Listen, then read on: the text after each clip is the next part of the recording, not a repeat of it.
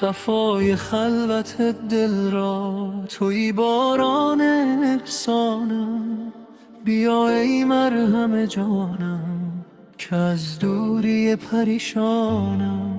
به هر سو بنگرم نقش و نگار چشم تو بینم.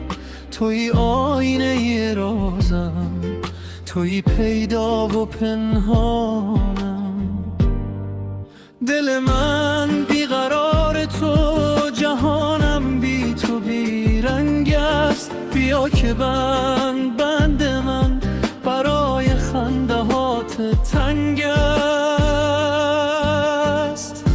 گلستان میشد عالم اگر یک دم کرم سازی. قدم بگذار بر چشمم، بیا ای جان جانانم. به شوق دیدنت هر دم دل من میتپد در بر. بیا ای جان جانانم، بیا ای جان جانانم.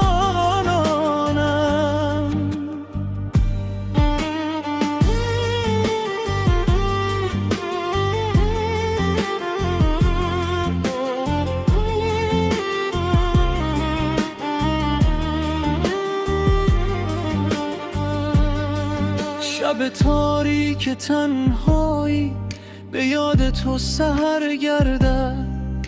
تویی آن قرص ماه نو در این شام زمستانم.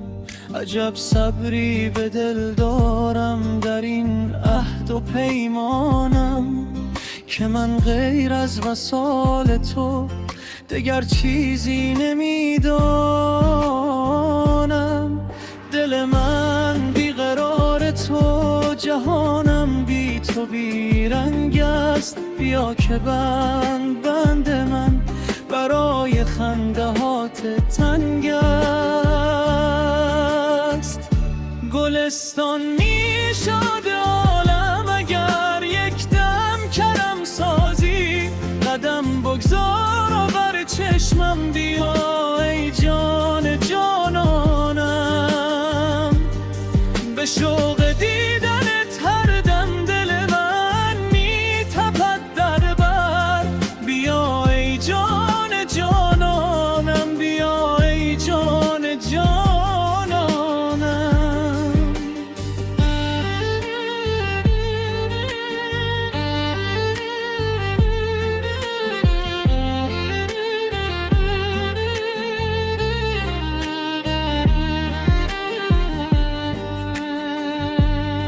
اگرچه راه ما دور است و طوفان غمی برپا، امید آخرم این است که برگردی سوی خانه‌ام. قلم لرزید و فرسودم ز شرح قصه هجران. بیا پایان بده جانا به این حال پریشانم. تو را من با تمام وجودم آرزو کردم. تمام شهر را مست شمیم عطر و بویت گفتگو کردم. نرو از پیش من، نگذار من در حسرتت سوزم. گلستان میشد عالم اگر یک دم کرم سازی. قدم بگشا بر چشمم، بیا ای جان جانانم.